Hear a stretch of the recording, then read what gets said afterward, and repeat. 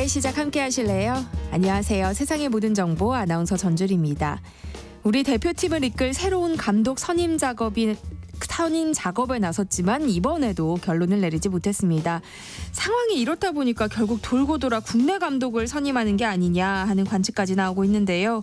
이런 상황 어떻게 봐야 할까요? 그런가 하면 국내 프로야구는 치열한 순위 싸움에 힘입어 역대급 흥행을 이어가고 있는데요. 한 주간에 있었던 스포츠계 소식들 잠시 뒤 스포츠 핫이슈 코너에서 자세히 살펴보겠습니다. 최근 자폐 스펙트럼을 진단받는 아이들이 늘고 있다고 하죠. 실제로 국내 7세에서 12세 아동 가운데 2.64%가 자폐 스펙트럼 장애를 갖고 있는 것으로 나타났는데요. 자폐 스펙트럼은 조기에 발견하고 치료할수록 예후가 좋다고 알려진 만큼 부모님들의 각별한 관심이 필요해 보입니다. 라디오 상담소 우리 아이는 왜 오늘은 자폐 스펙트럼 치료법에 대해서 알아볼 예정인데요. 궁금한 분들 계속해서 함께해 주세요. 저희 방송은 KBS 1라디오 유튜브 채널을 통해서도 실시간으로 시청 참여하실 수 있습니다. 많은 관심 부탁드리면서 KBS 세상의 모든 정보 지금 시작합니다.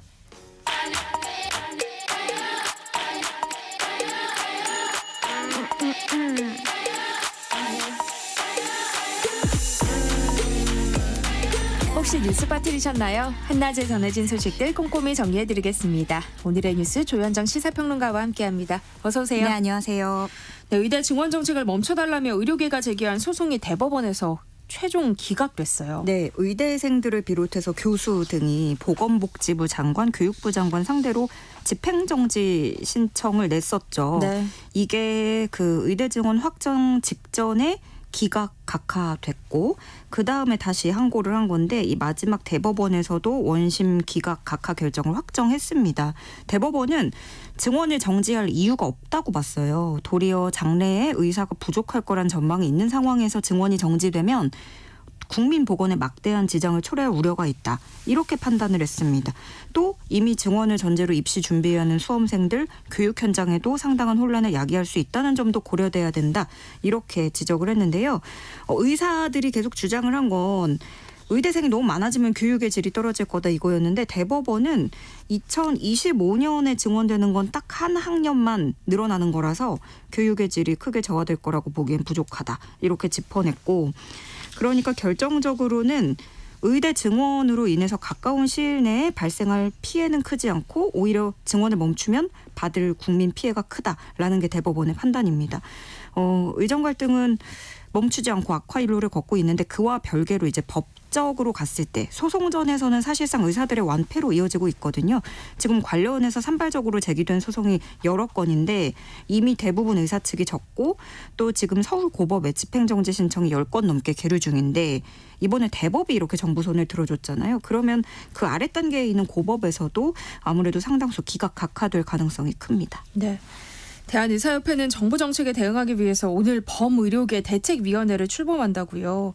근데 범의료계라는 말이 들어간 걸 보면 의사들의 구심점 역할을 하겠다는 것 같아요. 네, 그렇습니다. 이 의협뿐만이 아니라 그 전국의대교수협의회, 전국의대교수 비상대책위원회 등등 의대교수 단체들이 동참을 하는데 의협이 그래서 오늘 오후 3시에 그럼 앞으로 범의료계 대책위가 어떻게 구성되고 어떻게 움직일 건지 이런 것들 큰 줄기를 밝힐 예정이라고 해요. 그래서 여러 직역을 모아서 교수들까지 모아서 구심점이 되고 합치된 의견을 내겠다라는 의지인 걸로 보여지는데 그런데 이번 사안의 그 핵심 주축인 전공의 대표 쪽이 불참 의사를 밝히면서 반쪽짜리 대책위가 될 가능성이 커졌습니다. 네. 박단 전공의협의회 비대위원장은 이면택 의협회장을 연일 겨냥을 하고 있는데 대외적 입장 표명을 신중하게 하길 바란다. 이렇게 얘기를 했어요. 그러니까 박단 비대위원장 입장은 계속해서 이면택 의협회장이 혼자서 독단적으로 그동안 우리의 뭐 어떤 합의나 이야기 없이 논의 없이 독단적으로 발표하고 있다. 이런 주장을 계속 펼치고 있고 또 의협이 정부에 제시했던 3가지 조건에 대해서도 명백히 후퇴한 요구안이다. 이렇게 얘기를 하면서 동의할 수 없다 비판했습니다. 네. 전공의들이 이렇게 범의료계 대책위원회에 참여하지 않겠다고 밝힌 가운데 의협이 발표한 무기한 추진 계획에 대해서도 곳곳에서 불협화음이 감지되고 있어요. 네, 박단 전공의 비대위원장이 얘기한 것처럼 여기서 개원이들이나 그 의사들도 처음 듣는 얘기다 이거예요. 이동욱 경기도의사회장은 16개 광역시도 의사협회장이 여의도 집회에서 무기한 휴진 발표를 처음 들었다. 이건 이면택 회장 1인의 깜짝 쇼다 이렇게까지 비판을 했습니다.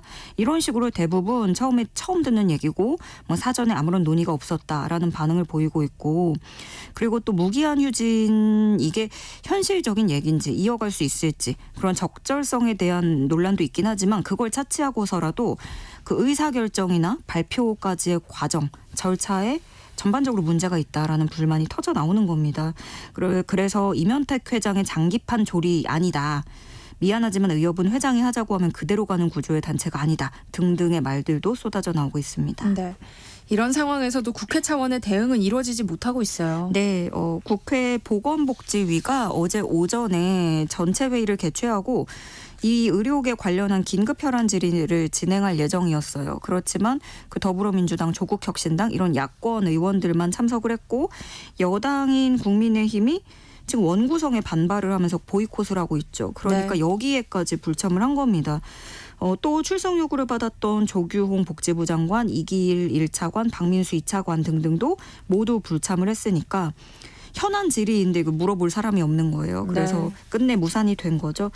박주민 보건복지위원장은 복지부는 국회에 나와서 국민 앞에 현재 상황에 대해서 상세히 설명하고 국민을 대리해 질의하는 국회에 답변할 의무가 있지만 끝내 그 의무와 기대를 저버렸다 이렇게 비판을 했고요. 그러면서 계속해서 이렇게 정상적인 업무를 하지 않는다면 국민적인 비난을 감당해야 될 것이다 지적했습니다. 결국에 국회 복지위는 이 복지부 장관 등 기관장들의 출석을 강제하기 위해서 이게 또 현안 질의는 강제성은 없어요. 그래서 오는 26일에 강제성을 띤 청문회를 개최하기로 했고요. 여기에 조규홍 장관 등 4명을 증인으로 또 참고인으로는 강희경 서울의대 교수 비상대책협의회장 등 10명을 채택했습니다. 네. 의대 교수들은 오늘 다시 총회를 갖고 향후 투쟁 방향을 논의할 예정이라고요. 네, 전국 의대 40곳이 참여하는 전국의대 교수협의회가 오늘 오후에 총회를 갔는데요. 이 전의교협 회장이 어제 그 의협 범의료계 대책위 연석회의에 참석을 또 하기도 했어요. 그래서 이 자리에 나왔던 그 논의 결과를 바탕으로 해서 앞으로 어떻게 할지 좀 모색을 할 것으로 보이는데 지금 의협이 무기한 휴진을 주도하고 있고 그럼 여기에 의대 교수들이 얼마나 동참할지 그 규모에 관심이 쏠리는 겁니다. 근데 지금으로서는 전의교협 측 말을 들어보면 당장은 교수들이 휴진을 이어갈 거라는 거예요. 본인들이 이제 생각하기에는 분위기가 상대는 그러니까 정부는 변하지 않고 자신들로서는 내밀 수 있는 카드가 휴진뿐이고 또 교육부가 파면 징계까지 경고한 걸 보고는 좀 학을 뗐다. 이런 것까지 하느냐라는 반응도 일부 나온다는 겁니다. 그래서 지금 40개 의대 중에 34곳에서 어떤 형태로든지 휴진에 참여하는 것으로 돼 있다라는 설명이고요. 지금 보면은 소송에서도 의사들이 지고 또 환자들 고통도 커지고 여론도 좋지 않아서 입지가 좁아지고는 있는데 당장은 중단할 분위기는 아닌 것으로 보여집니다. 네. 지금 행정안전부에서 기상특보가 발효됐는데요. 제주 서부 지역에 호우경보가 발효됐습니다. TV와 라디오, 스마트폰 등을 통해서 여러분들이 있는 지역의 기상 상황을 계속해서 알아보고 이 주변에 있는 사람들에게 알려주시기 바랍니다. 차량은 속도를 줄여서 운행하고요. 개울가, 하천변, 계곡, 해안가 등 급류에 휩쓸리거나 이 침수 위험이 있는 지역에는 접근하지 않으셔야겠습니다. 자, 다음 소식 살펴볼까요? 북한과 러시아가 포괄적 전략 동반자 협정을 체결한 것으로 전해졌는데요. 사실상 군사 동맹을 맺었다는 평가가 나오고 있어요. 네, 이 어제 북러 정상회담은 금수산 영빈관에서 열렸고요. 1대1 회담이 2시간 30분가량 이어졌습니다. 회담 마치고 나서 이 협정을 체결을 한 건데 이 포괄적 전략 동반자 협정이라는 거에서 가장 중요한 대목 중에 하나는 협정 당사자 중에 한쪽이 침략당할 경우 상호 지원을 제공한다라는 대목이었어요. 그래서 오늘 오전에는 양국의 조약문을 공개하기도 했는데 네. 거기 보면 전쟁 상태에 처하면 지체 없이 자기가 보유하고 있는 모든 수단으로 군사 원조를 제공한다라는 내용이 들어 있습니다. 이 오늘 오전에 이 조약문이 공개되기 전까지만 해도 자동 군사 개입 수준까지는 아니다라는 해석이 우세했었는데 네. 이로써 이거는 사실상 자동 군사 개입 조항으로 해석할 수 있다. 뭐 이런 여지가 있다라는 얘기가 나오는 거고요. 물론 지원하고 참전이라는 거는 개념이 완전히 다르기 때문에 또 자동 군사 개입 수준까지는 보기 어렵다라는 평가도 나오고 네. 또 북한이 올해 들어서 우리나라를 교전국, 적대국 이렇게 새롭게 규정을 했잖아요. 그러면 러시아가 이 정도 동맹에 준하는 관계를 북한과 맺는다면 이건 전국에는 한국을 또 적대국으로 러시아가 마주한다? 이렇게까지도 해석을 할 수 있는 거죠. 그리고 또 한 가지는 러시아가 우크라이나 침공에서 북한으로부터 무기를 제공받고 북한은 군사기술을 이전받는 제도적 기틀을 마련한 셈이다라는 평가도 나오는데 일단 우리 정부 관계자는 러시아가 소련 시절부터 그 어떤 우방국에도 핵심 기술을 내준 적이 없다는 거예요. 그래서 네. 그런 점으로 미뤄봤을 때 기술을 전수할 가능성은 크지 않을 것으로 보고 있다. 이렇게 설명을 하고 있고 군사 개입보다는 기존의 양국 협력을 정당화하는 수준이다. 이런 해석도 일각에서 나옵니다. 지금 정부의 시각도 그렇고 뭐 관계 격상이나 그 수위를 두고 아직까지는 해석이 굉장히 분분해요. 그래서 정부도 이를 면밀히 보고 있는 거고 일단 세르게이 라브로프 러시아 외무장관은 이번 협정을 두고 유엔 헌장을 언급하면서 방어적 차원에 불과하다. 이렇게 또 일종의 해명 섞인 주장을 덧붙이기도 했습니다. 두 국가 중 하나를 침공하려는 사람들만 이 조항에 반대할 수 있다. 이렇게 주장을 하기도 했습니다. 네. 우리 정부도 이번 북러 협정에 예의주시하고 있죠. 네, 정부 고위 관계자가 밝히기로는 내부 검토 회의를 거쳐서 구체적인 내용을 파악한 뒤에 평가할 것이고 신중하게 지켜보고 있다. 이렇게 밝혔고요. 미 국무부도 우려의 입장을 내놨습니다. 그 외신들이 속속 해석을 내놓고 있는데 소련 붕괴 이후 북러 간의 가장 강력한 밀착이다. 냉전 시대 합의를 되살렸다. 이렇게 보도를 하고 있고 또 해외 전문가 중에 일부는 단순한 우크라이나 전쟁 지원 수준을 뛰어넘을 것이다. 뭐 이런 견해도 내비치고 있고요. 또 일각에서는 한국 전쟁 이후 미국의 가장 큰 위협이다. 이런 의견도 나오고 있습니다. 뉴욕타임스는 보도를 보면 푸틴 방북으로 미국과 러시아가 유엔에서 핵 확산을 막기 위해 협력하던 시대는 이제 끝났다. 이렇게 평가를 했고요. 그러면서 이번 협정으로 북한의 핵과 미사일 개발 억제는 더 어려워질 것이다. 미국과 동맹국들이 놀랄 것이고 특히나 한국을 더욱 놀라게 할 것이다. 이렇게 전망을 했습니다. 네. 한낮의 교양 파트너 지금 여러분께서는 세상의 모든 정보와 함께하고 계십니다. 네, 윤석열 대통령이 인구 국가 비상사태를 선언했어요. 네, 인구 국가 비상사태를 선언하고 국가적으로 총력전을 벌여야 된다. 이렇게 얘기를 했는데요. 그 지난달에 취임 2주년 기자회견 때 가칭 저출생 대응 기획부를 신설하겠다 밝혔었어요. 그다음에 이제 그 이름을 인구전략기획부로 정하겠다는 거죠. 장관이 사회부 총리를 맡아서 저출생 고령사회 이민정책까지 다 아우르는 중장기적인 인구전략을 수립하겠다는 내용인 거고요.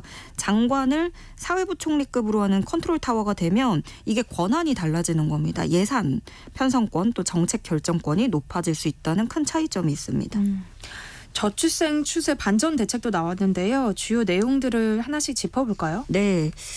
세 가지로 압축을 할 수 있는데 가장 먼저 일가정 양립입니다. 이와 관련해서는 기업 규모나 고용 형태 상관없이 누구나 일을 하면서 필요한 시기에 출산, 육아를 병행할 수 있도록 하겠다는 겁니다. 이걸 위해서 남성 육아휴직 사용률을 높인다는 건데요.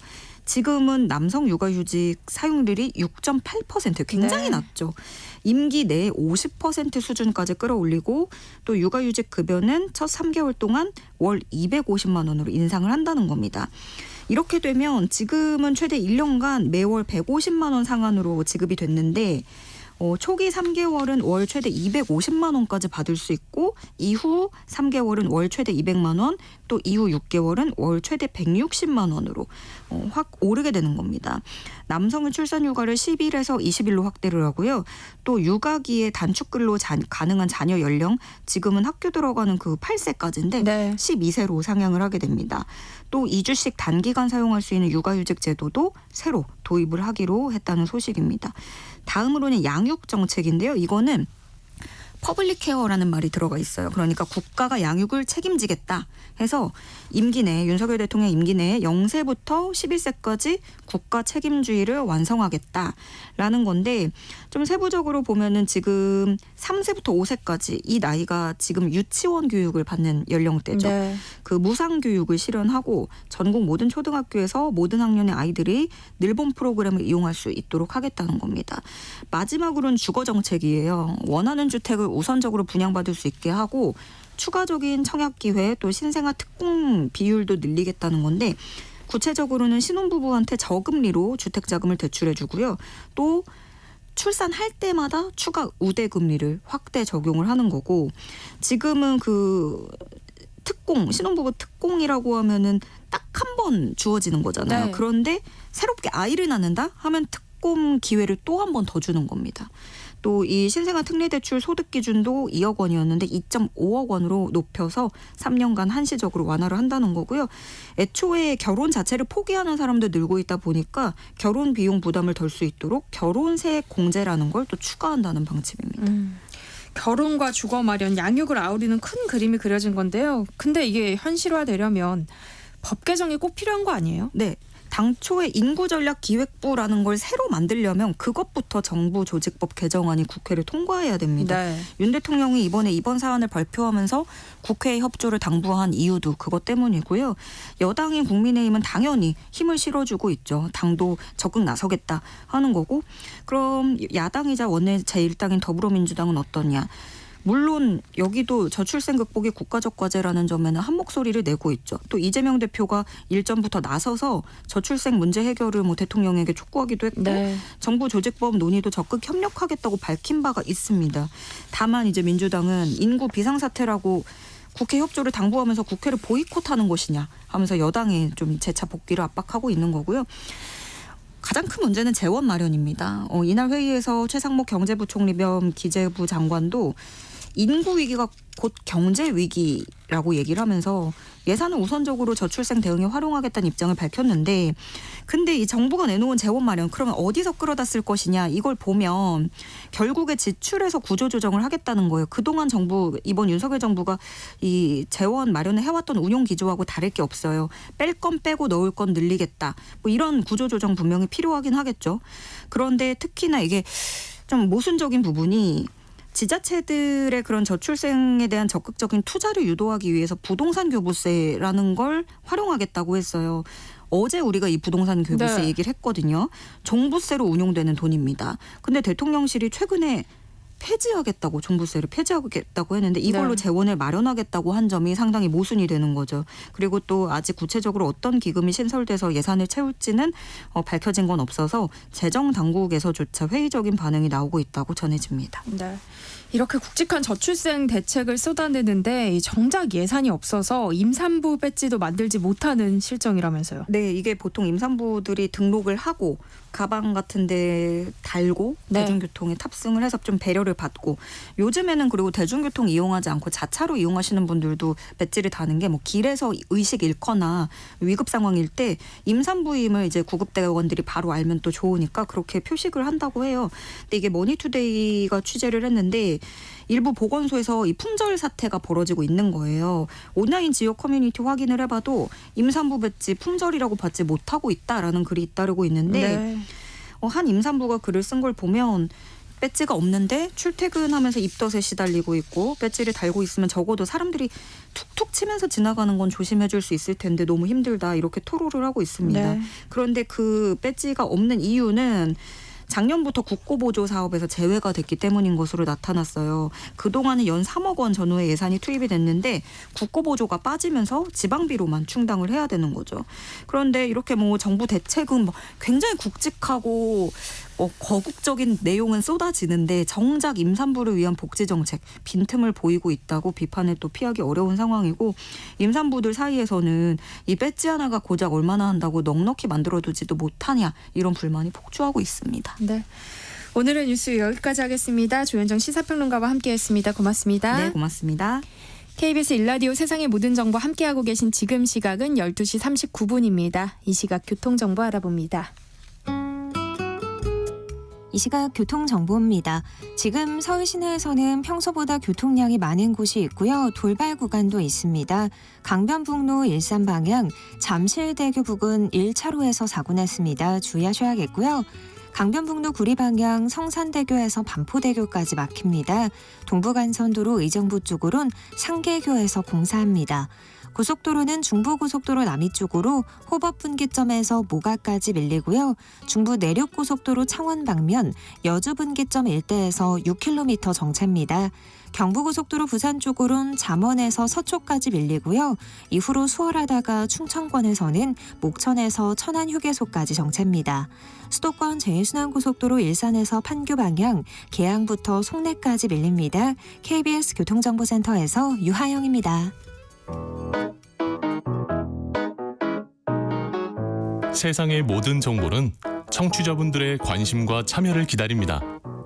방송 들으시면서 궁금한 점이 있거나 의견 공유하고 싶은 분들 계시면 문자 보내주세요.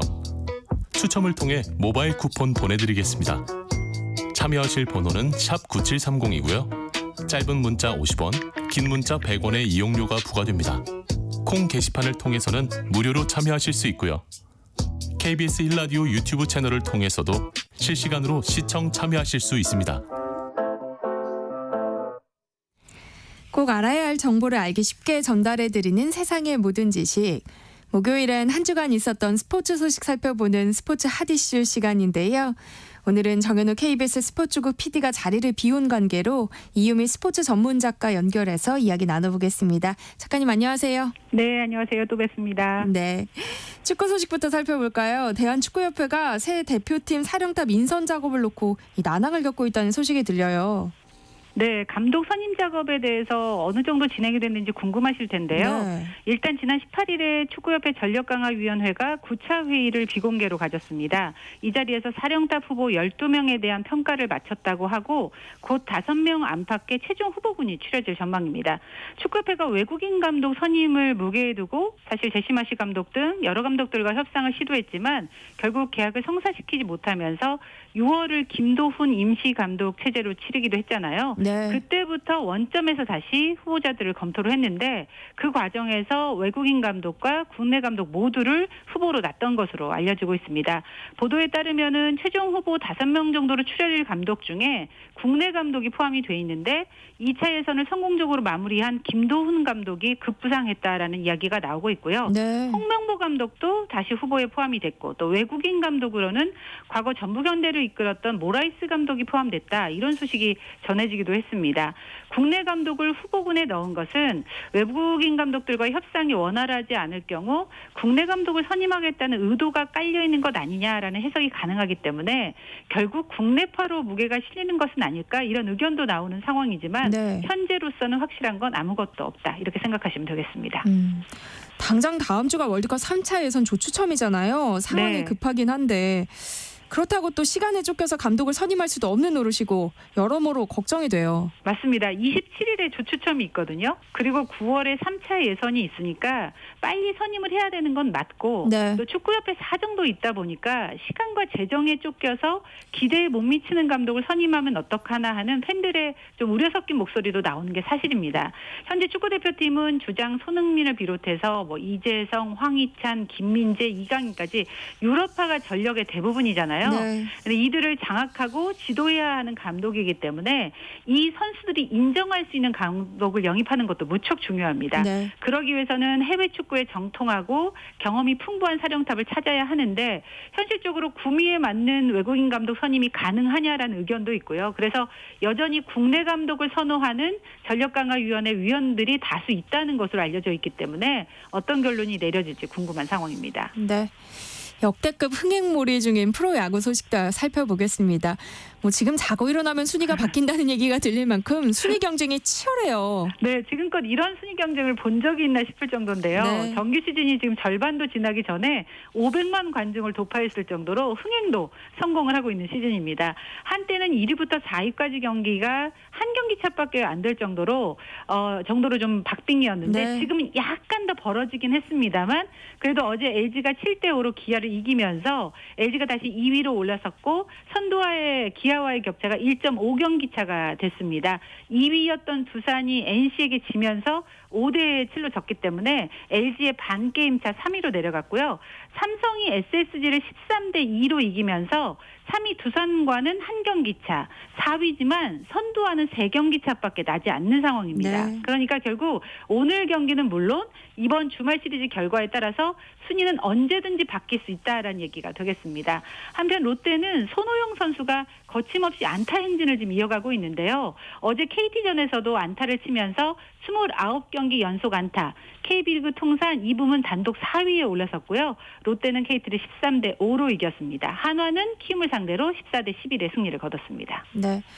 오늘 주말 경기에선 양현종 대 류현진의 이 빅매치를 기대했던 팬들도 많았는데요. 이 빅매치는 아쉽게도 무산됐어요. 맞습니다. 기아가 어제 경기를 앞두고 양현종 선수를 1군 엔트리에서 말소했기 때문인데요. 양현종 선수가 18일 광주 LG전 선발 등판을 해서 승리 투수가 되긴 했는데 경기 도중에 팔꿈치 저림 증상이 있었고요. 큰 문제는 없다고 하는데요. 진단 결과 피로 누적 진단이 나왔다고 합니다.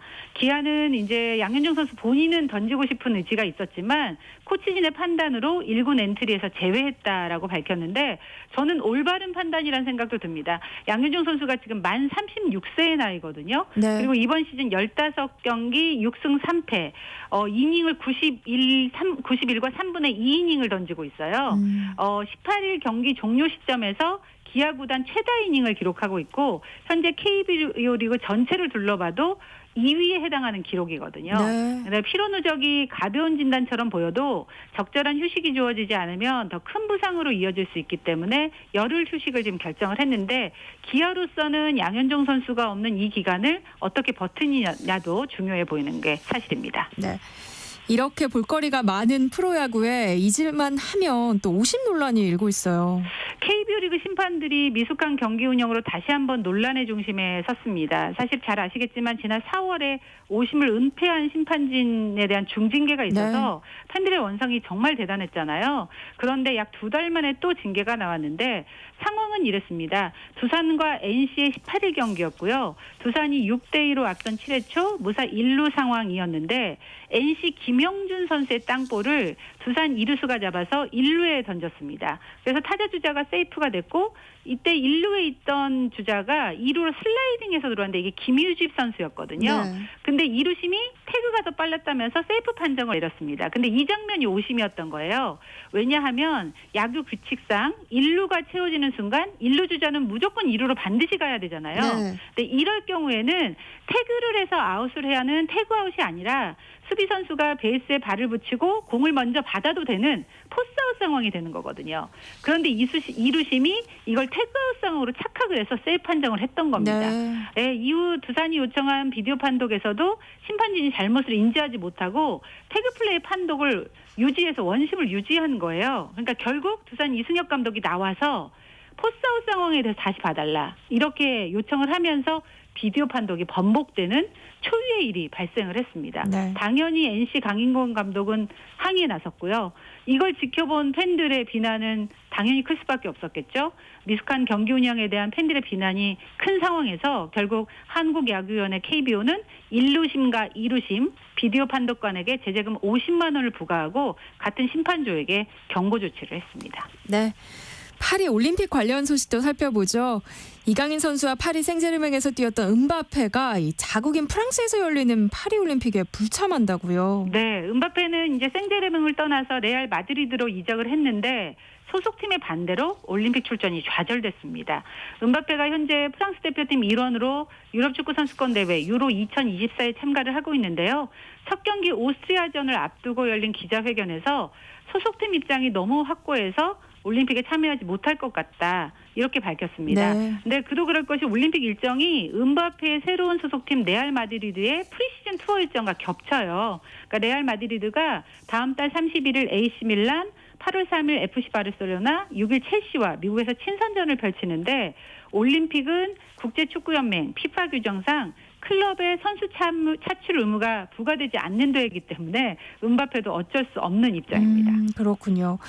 그런데 유로 대회 첫 경기부터 이 음바페가 부상을 당하기도 했죠. 맞습니다. 이제 오스트리아전에 선발 출전을 했는데 프랑스가 1대0으로 앞서고 있는 상황에서 공중볼 경합을 하다가 상대 수비수 어깨에 얼굴을 부딪혀서 출혈이 발생을 했는데요. 경기 종료 후에 코뼈 골절 소식이 전해졌습니다.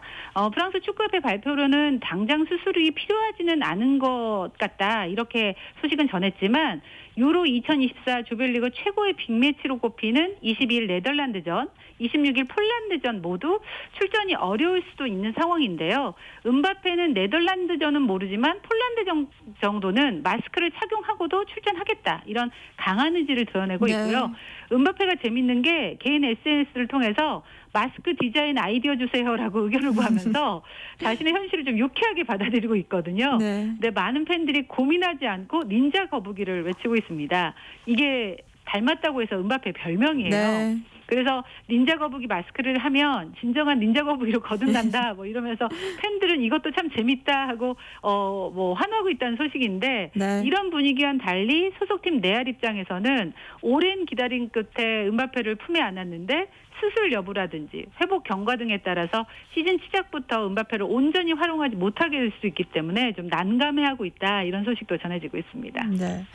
그런데 음바페뿐만 아니라 다른 세계적인 선수들도 이 파리 올림픽에서 보기 힘들 거라는 얘기가 들리더라고요. 일단 메시가 와일드카드로 출전할지 모른다라는 얘기가 있었는데 불참을 선언을 했습니다. 체력적인 부담을 이유로 스스로 불참 의사를 밝혔고 또 며칠 전에 이제 골프 팬들은 잘 아실 텐데 메이저 대회인 US 오픈 골프 대회에서 디셈보 선수가 우승을 했거든요. 근데 이 선수도 출전을 못합니다. 올림픽 골프 종목 출전권은 각 국가별로 세계 랭킹 상위 2명에게 주어지는데요. 세계 랭킹 15위 안에 4명 이상의 선수가 들어있는 국가의 경우에는 4명까지 출전을 할 수가 있습니다. 네, 세계 랭킹 15위 안에 미국 같은 경우는 무려 9명의 선수가 포진돼 있거든요. 그래서 미국에서는 세계 1위 셰플러라든지 3위 쇼플리 이런 선수 등 4명이 출전 자격을 얻었고 디셈보는 세계 10입니다. 그래서 출전이 좌절이 됐습니다. 참고로 우리나라에서는 김주형, 안병훈 선수가 출전을 하고요. 반면에 테니스는 스타들이 파리에 모두 모입니다. 조코비치가 프랑스 오픈에서 부상을 당하고 수술했다는 소식이 전해져서 못 나올 줄 알았는데 세르비아 올림픽위원회가 발표한 출전 명단에 이름을 올렸고요. 여기에 나달과 신성 알카라스, 스페인 대표팀으로 나오는데 이 나달과 알카라스는 복식조로도 활약을 한다고 해요. 알카라스 세계적인 선수거든요. 나달과 함께 어떤 경기를 펼칠지 궁금하고 여기에 영국의 영웅이죠. 머리까지 출전을 예고하면서 파리올림픽 테니스 코트는 아마 스타들의 경기 맛집이 되지 않을까 그런 생각이 듭니다. 네, 기대가 되네요. 네, 이런 가운데 우리나라 근대 5종 대표팀은 이번 파리올림픽에서 일을 낼 것 같기도 하다면서요. 맞습니다. 지금 파리올림픽이 금메달 5개 정도의 종합 15위 이내 목표를 하고 있잖아요. 사실 근대 5종의 금메달까지는 생각을 안 했던 것도 사실인데 이쯤 되면 근대 5종도 금메달 후보에 넣어야 될 것 같다 이런 생각이 듭니다. 오늘로 파리올림픽이 36일 남은 상황인데 근대 5종 대표팀이 이 시점에서 세계선수권에 출전해서 금메달 4개를 땄습니다. 금메달 4개, 은메달 2개, 동메달 1개를 수확하면서 종합 우승을 차지했는데요. 전웅태, 서창환조, 김선우, 성승민조가 남녀 계주 금메달 모두 가져온 데 이어서 여자 개인전에서 성승민 선수가 우승을 하고 혼성 계주에서 서창환, 김선우조가 우승을 하면서 금메달 4개, 남녀 개인, 단체전 계주, 혼성 계주까지 전 종목 입상의 쾌거를 달성을 했거든요. 특히 성승민 선수 같은 경우는 한국 여자 근대 5종 선수로 사상 처음 세계선수권 개인전에서 우승을 하는 역사를 썼고요. 올림픽 출전권도 확보를 했습니다.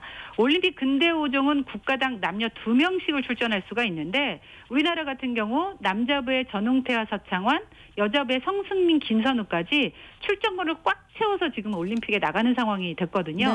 단 변수는 세계선수권 대회에 달려 올림픽은 남녀 개인전만 열립니다. 그러니까 홀로 모든 종목, 펜싱, 수영, 승마, 육상, 사격을 완벽하게 해야 하는 종목이라서 훈련이 혹독하기로 무척 유명하기도 해요. 그래서 대표팀 선수들은 이 세계선수권 대회 이렇게 잘했던 거를 뒤로 하고 곧바로 훈련에 돌입을 했고요. 아프리카의 마라톤 페이스메이커를 초빙해서 함께 훈련을 한다고 하고요. 또 이 외부의 전문 펜싱 에페 선수를 초청한다고 하는데 이 근대 5종에서의 펜싱은 에페 종목이거든요. 그래서 에페 선수를 초청을 해서 합동 훈련을 하면서 마지막 올림픽을 위한 담금질을 지금 진행하고 있는 그런 상황입니다. 네, 우리나라 근대 5종 대표팀의 좋은 소식도 기대해 보겠습니다. 스포츠 핫 이슈 오늘은 여기까지 하겠습니다. 지금까지 이유미 스포츠 전문 작가와 함께했습니다. 고맙습니다. 고맙습니다. 네, KBS 세상의 모든 정보 1부 순서는 여기서 마무리하겠습니다. 이어지는 2부에서는요. 하프타임 뉴스 그리고 부모님들의 고민을 풀어드리는 라디오 상담소 우리 아이는 왜 코너 기다리고 있습니다. 계속해서 많은 청취 부탁드립니다. 그럼 전 잠시 후 2부에 다시 돌아올게요.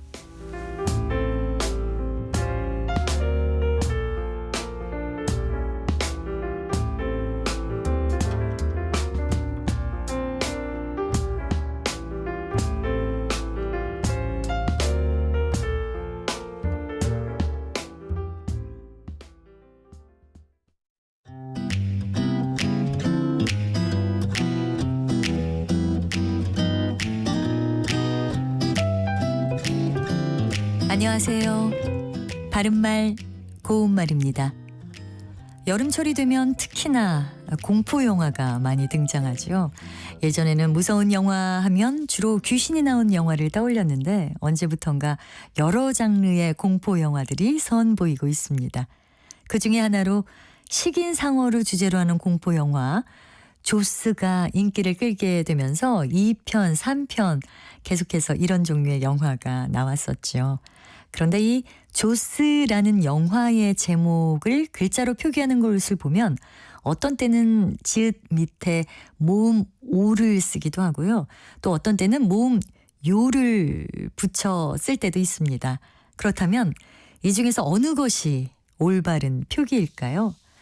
우리말에서 지읒 계열 자음 뒤에는 야, 여, 요, 유 같은 이중 모음이 결합해도 아, 어, 오, 우로만 발음되는 경우가 많습니다. 그래서 외래어 표기법에서도 이런 현상을 감안해서 지읒 계열 자음 뒤에는 아, 어, 오, 우를 쓴다는 표기 규칙을 만들었습니다.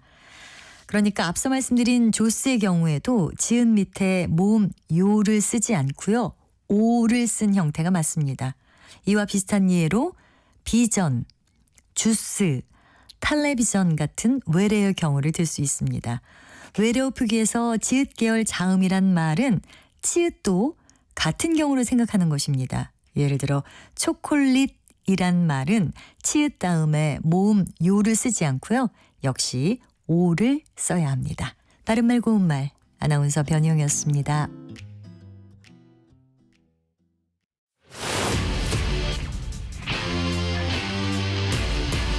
토론에 정답은 없습니다.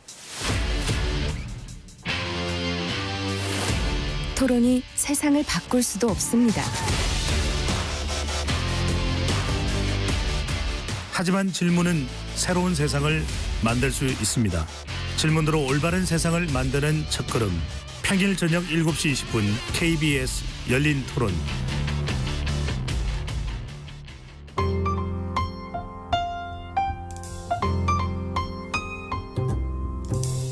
어떤 하루 보내고 계신가요?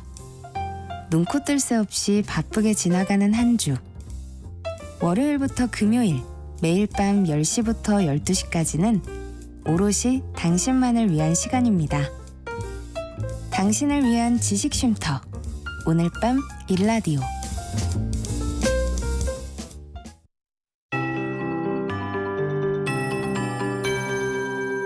KBS 58분 날씨. 지금 내륙 지역은 폭염이 나타나고 있지만 제주도에는 강한 장맛비가 쏟아지고 있습니다. 제주도에 호우경보가 발효 중인 가운데 한라산 남쪽 지역을 중심으로 벼락과 돌풍을 동반해 시간당 30에서 50mm의 매우 강한 비가 내리고 있어 주의하셔야겠습니다. 제주도에는 내일 아침까지 50에서 곳에 따라 120mm 이상, 제주도 산지에는 많게는 200mm가 넘는 비가 오겠고요. 바람도 강하게 불겠습니다.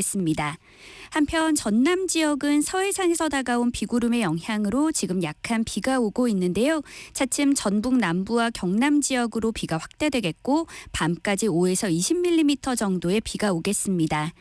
남부지방은 이렇게 비가 내리거나 하늘이 흐려서 어제보다 낮 기온이 2도에서 6도 정도 낮겠지만 습도가 높아 후텁지근하겠습니다.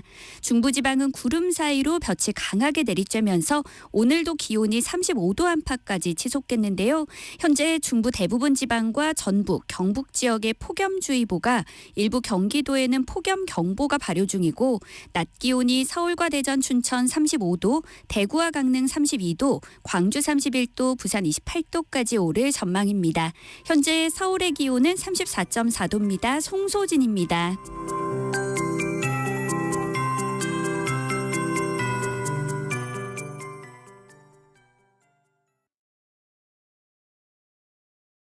정성을 다하는 국민의 방송 KBS가 한시를 알려드립니다. AM 711kHz, FM 97.3MHz, KBS 1라디오입니다. HLKA.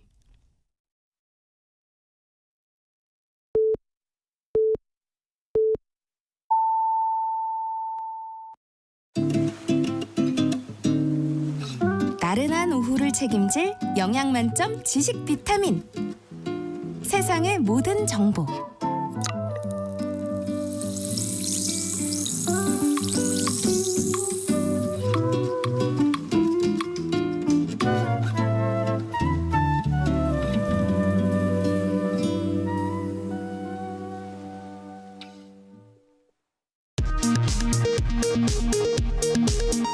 이 시각 라디오 정보센터 뉴스입니다. 북한과 러시아가 한쪽이 무력 침공을 받으면 지체 없이 군사적 원조를 제공하기로 합의한 내용 등이 담긴 포괄적인 전략적 동반자 관계에 관한 조약 전문을 북한이 공개했습니다.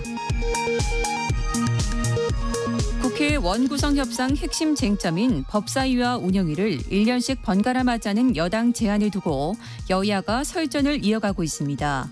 더불어민주당은 대통령 거부권 1년 제한 등 진정성을 보이라고 거듭 강조했고 국민의힘은 오만한 말장난이라며 맞받았습니다. 한동훈 전 국민의힘 비상대책위원장이 오는 23일 당대표 출마 선언을 한다고 언론 공지를 통해 밝혔습니다. 앞서 오늘 오전 원희룡 전 국토교통부 장관이 당대표 선거 출마를 선언했고 나경원 의원은 결정의 때는 차오르고 있다고 밝혔습니다. 지난 대선에서 허위 의혹 인터뷰로 윤석열 대통령의 명예를 훼손한 혐의를 받는 화천대유 대주주 김만배 씨와 전 언론노조위원장 신학림 씨의 구속영장 심사가 진행 중입니다. 신 씨 등은 비판 언론의 입을 틀어막기 위한 정치적 수사라고 반발하며 혐의를 전면 부인해왔습니다. 일제강점기부터 군사정권 시절까지 아동 수천 명이 강제 노역을 한 경기도 안산의 선감학원 사건과 관련해 정부가 피해자들에게 모두 22억여 원을 배상하라는 법원의 첫 판단이 나왔습니다. 지금까지 라디오 정보센터 뉴스 정한나였습니다.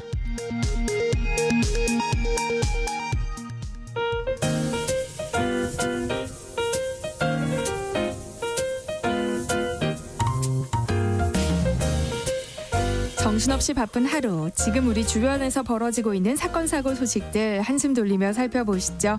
합타임 뉴스 임선우 뉴스캐스터와 함께합니다. 어서 오세요. 안녕하세요. 네, 근로자 10명 가운데 7명은 이직을 고려하고 있다. 이런 조사 결과가 나왔어요. 네, 마침 지금 시간이 딱 점심 먹고 나른해질 시간이네요. 저도 예전에 직장 생활했었을 때 점심 먹고 나서 퇴근까지가 시간도 너무 안 가고 제일 괴롭더라고요. 네. 온갖 잡생각도 들면서 이 쳇바퀴처럼 굴러가는 하루에 이게 맞나 싶기도 하고요. 그런데 요즘 이런 고민을 하는 분들이 굉장히 많다고 합니다. 20대에서 40대 직장인 10명 중 7명은 지금 다니는 회사와 헤어질 결심을 하고 있다는 조사 결과가 나왔는데요. 네. 연령대가 낮아질수록 더욱 그렇다고 하는데 20대의 경우 10명 중 무려 8명 넘게 이직 생각을 한다고 합니다. 네. 이미 이직 경험이 있다고 답한 사람도 70%에 달했고요. 무슨 이유 때문에서인가 싶어보니 뭐니 해도 역시나 머니였습니다. 금전보상에 대한 불만족이 가장 컸는데요. 또 과도한 업무량도 이직을 부추긴다고 합니다. 평생 직장이란 개념이 점점 옅어져 가면서 평생 이 한 몸 회사에 바치겠다라는 분위기보다 이직을 통해 연봉을 올리고 자신의 가치를 재평가받는 경우가 많다고 하는데요. 그러고 보니 오늘이 제 월급날이거든요. 제가 작고 귀여운 것도 참 좋았는데 저 월급만큼은 귀엽지가 않더라고요. 그래도 우리 세상의 모든 정보 청취자님들 만나는 낙으로 즐겁게 버티고 있습니다. 전국의 직장인분들 모두 파이팅입니다. 파이팅입니다. 다음 소식 살펴볼게요. 최근 스팸 문자가 유난히 더 많이 오는 것 같은데요. 이유가 있다면서요? 네, 요즘 이 스팸 문자 참 스트레스입니다. 오늘 제 순서를 기다리는 동안만 해도 3통이나 받았거든요. 그런데 만나는 분들마다 하나같이 스팸 문자가 눈에 띄게 늘었다고 하는데 돈을 받고 문자를 대신 보내주는 위탁 업체들이 줄줄이 해킹되면서라고 합니다. 처음에는 070으로 오는 번호도 차단하고 모르는 번호면 안 받고 했거든요. 그런데 이제는 계속 번호를 바꿔가면서 오더니 010으로 시작하는 문자, 메시지까지 오는 바람에 확인을 안 해볼 수도 없고 참 난감합니다. 특히 도박 사이트를 안내하거나 고수익을 내는 주식 종목을 알려주겠다고 하는 경우가 많이 보이는데요. 작년부터 갑자기 늘기 시작했는데 지난해 방송통신위원회에 신고된 것만 무려 3억 건에 육박했습니다. 연간 3, 4천만 수준에서 확 튀어오른 건데요. 이 스마트폰에 스팸 문자 간편 신고 기능이 생기면서 신고가 급증했다곤 하지만 이걸로는 요즘 상황이 설명이 되지 않습니다. 선거 때문에 스팸 문자가 많을 걸로 예상은 됐지만 끝나고 나서도 계속해서 오고 있기 때문인데요. 올해 월간 스팸 신고 건수는 1월 3천만 건을 시작으로 지난달엔 역대 최대치인 3,830만 건을 기록했습니다.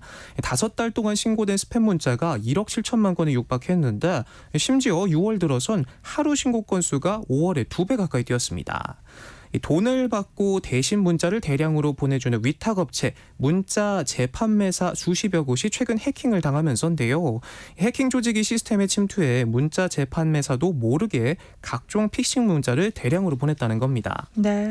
문제는 이 문자 재판매사가 1,200곳에 이르는 데다 대부분 영세업체라 실제 피해 규모는 더 클 수 있다고 하는데요. 한국인터넷진흥원은 이달부터 스팸 문자를 보내는 발신번호를 블랙리스트에 올리기로 하고 이른바 떴다 방식으로 난립하는 상황을 관리하기 위해 문자 재판매사에 대한 자율 규제도 시행하기로 했습니다. 어제는 지난달 얼차려를 받다 숨진 훈련병의 수료식이 예정돼 있던 날이었는데요. 이 수료식에 함께하지 못하고 숨진 훈련병의 어머니 수료식 대신에 서울 용산역 분향소에서 추모식을 맞이했어요. 네, 어제 육군 12사단 신병교육대대 기초군사훈련 수료식이 있었습니다. 훈련을 마친 장병들은 그토록 기다리던 가족들과 다시 만났는데요. 입구에는 군기 교육을 받다 숨진 동기훈련병의 분향소가 마련이 됐습니다. 251명이 입대했지만 무사히 훈련을 마친 장병은 250명뿐. 장병들은 함께하지 못한 동기에게 하얀 국화를 헌화했습니다.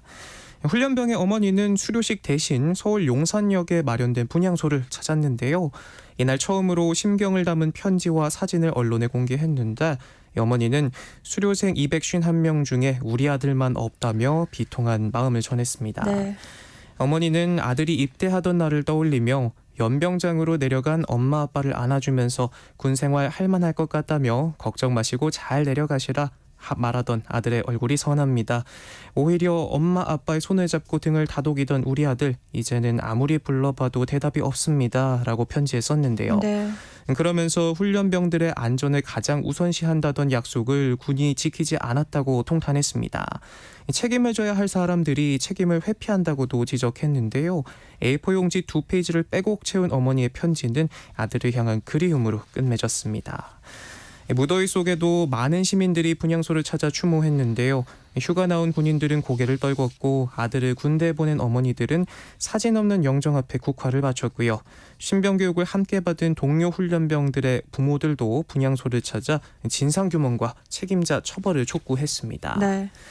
수료식을 앞둔 하루 전 강원경찰청은 육군 12사단 신병교육대대 소속 중대장과 부중대장에 대해 구속영장을 신청했는데 사건이 일어난 지 한 달여 만입니다. 이들은 경찰 소환 조사에서 훈련병들과 일부 다른 진술을 한 것으로 알려졌는데요. 내일 구속 전 피의자 신문 영장 실질 심사를 진행할 예정입니다.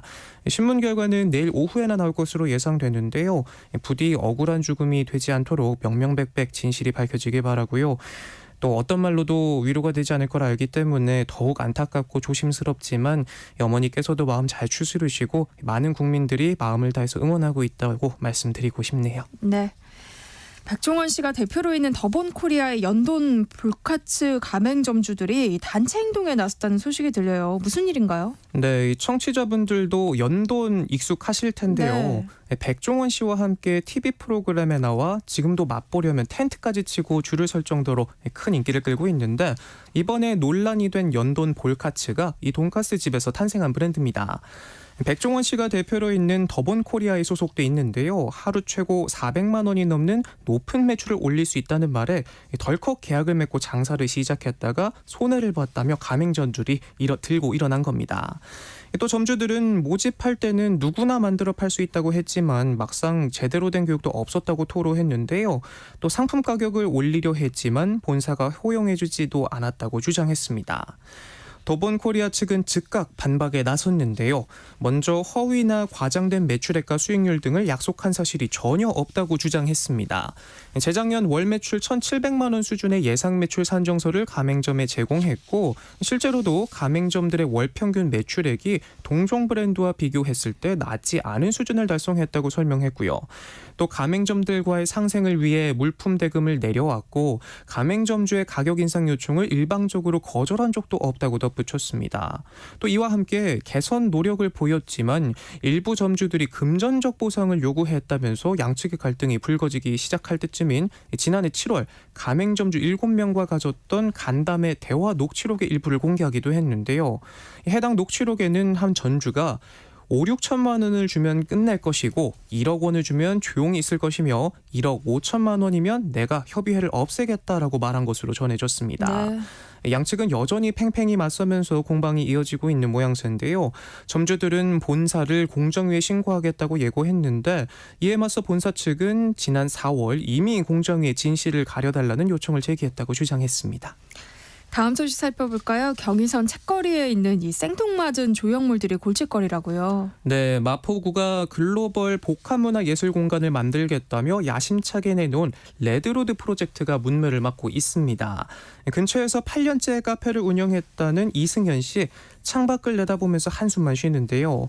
몇 달 전 이 책거리에 들어선 조형물들 때문인데 가리키는 쪽을 보니 손가락으로 하트를 그리는 빨간 도깨비, 윙크하는 노란 도깨비, 무슨 의도로 만들었을지 알 길이 없는 핫핑크 사각 조형물 등 지난해까지만 해도 볼 수 없었던 장식들이 가득했습니다. 예전까지만 해도 고즈넉한 분위기에 책과 함께하는 오래된 기찻길 느낌이 있었는데 주민들은 도대체 이것들이 뭔지 모르겠고 왜 우리 지역을 상징하는지 이해할 수 없다는 반응이 대부분입니다. 네. 그런데 이게 경의선 책거리만의 문제는 아니죠. 네, 이렇게 객관적 기준이나 의견 수렴 없이 특이한 조형물로 이목만 끌려는 식의 사업이 많다 보니 되레 잘 유지되던 경관이 훼손되는 경우가 허다한데요. 네. 전문가들은 시민들이 원하는 것보다 치적 쌓기에 집중된 지자체 사업이 많다면서 객관적 기준과 연구 용역 없이 무작정 진행하다 보니 일단 만들고 반응이 안 좋으면 철거하는 식의 사업도 많다고 꼬집었습니다. 네. 실제로 최근에는 여의도 한강공원에 설치된 괴물 조형물이 철거되기도 했죠. 10년 전 2억 원을 들여 봉준호 감독의 영화 괴물 속 캐릭터를 구현했지만 혐오감을 불러일으킨다는 이유로 또 돈을 들여 철거까지 했고요. 부산 도시고속도로 대연터널 위에 설치됐던 간판도 기억하실 겁니다. 네. 발음도 어려웠죠. 꾀끼 깡꼴끈이라는 정체불명의 간판을 달아나 시민들의 빈축을 사 결국 사흘 만에 내려지기도 했는데요. 단순히 이목을 끌기 위해 중구난방식 아님 말고식 사업은 곤란합니다. 다양한 주민들의 의견을 반영해 알잘딱깔센 알아서 잘 딱 깔끔하고 센스 있게 해주면 얼마나 고마울까요? 그러니까요. 세금인데요. 그러니까요. 요즘 휴가철을 맞아서 해외여행 계획하시는 분들 많으실 텐데요. 그런데 대한항공 항공편을 예약했다가 일방적으로 일정 변경을 통보받는 분들이 늘어나고 있다고요. 네, 대한항공이 요즘 유럽을 비롯한 주요 노선의 운항 횟수를 줄이고 있는데요. 이 때문에 미리 예약한 승객들은 비행 일정을 바꿔야 한다는 통보를 받고 있다고 합니다. 오는 9월 유럽 신혼여행을 앞둔 30대 직장인 한 분은 최근 대한항공으로부터 항공편 일정이 바뀌었다는 연락을 받았다고 합니다. 일요일에 떠나는 이탈리아 로마행 티켓을 예약해놨는데 일방적으로 출발일을 하루 미룬 겁니다. 상담사와 통화 내용을 들어보니 기업 결합 준비 때문에 유럽 쪽 경쟁 당국의 시정 조치 때문에 노선 이착륙 횟수를 줄이고 있어 어쩔 수 없다라는 설명이었는데요. 결혼식 등 일정 때문에 곤란하다고 하자 출발일을 유지하려면 대한항공 마일리지 적립 없는 아시아나 항공을 타거나 다른 나라를 경유하는 외국 여객기를 탈 수 있다고 안내했다고 합니다. 숙소부터 시작해서 기차랑 다 예약해놓고 심지어 스냅 촬영도 예약을 해놨다는데 모든 일정이 하루씩 밀리거나 아니면 첫날 일정을 다 날려버려야 하는 난감한 상황에 놓이게 된 거죠. 대한항공은 지난 2월 유럽연합의 독점 우려를 해소하기 위해 파리, 로마 등 유럽 주요 노선 4곳 이착륙권 일부를 저가항공 티웨이에 넘기는 등의 조건을 붙여서 아시아나 합병 승인을 얻었는데요. 이 때문에 주 7회 운항하던 로마 노선을 당장 8월부터 주 3회로 줄였고 부랴부랴 승객들의 예약 일정을 변경 중인 겁니다. 로마 노선의 경우 이런 불편을 겪는 승객이 한 주에 1000여 명가량 될 것으로 보이는데요. 오는 9월부터는 주 4회 바르셀로나 운항도 취소될 예정인데 아직 공지도 하지 않았다고 합니다. 네. 미리 알게 된 일부 승객들은 당황스럽다라는 반응을 보이고 있는데요. 기사를 보고 확인차 문의를 했는데 바르셀로나 예약이 취소 예정이라고 답변이 왔다면서 이걸 소비자가 직접 물어봐야 안내를 해준다니 분통이 터진다는 겁니다. 네. 대한항공 측은 승객 불편을 최소화하는 쪽으로 일정을 조정하고 있다면서 보상 계획을 논의 중이라고 밝혔는데요. 사업 방침을 위한 어쩔 수 없는 선택이라고는 하지만 글쎄요. 살면서 한 번뿐일 결혼식을 홀라당 망치게 생겼는데 날아가 버릴 고객들의 마음 어떻게 잡으려는지 배려가 없는 대처가 아쉽네요. 네. 마지막 소식 살펴볼게요. 벌써부터 내년 추석 황금 연휴를 노리고 휴가 계획을 짜는 분들이 계시더라고요. 선우 캐스터도 계획이 있어요? 네, 5년째 휴가 없이 매일 카메라 앞에 서는 제게는 꿈 같은 남의 얘기인데요. 네. 네, 웃고 있지만 웃는 게 아닙니다. 그러니까요. 네, 다음에 공휴일이 언제인지 알 수 있는 원력 요항이 발표가 됐는데요. 이 내년도 공휴일 수는 아쉽게도 올해랑 같지만 가을에 황금 휴가를 갈 수 있는 시기가 있다고 합니다.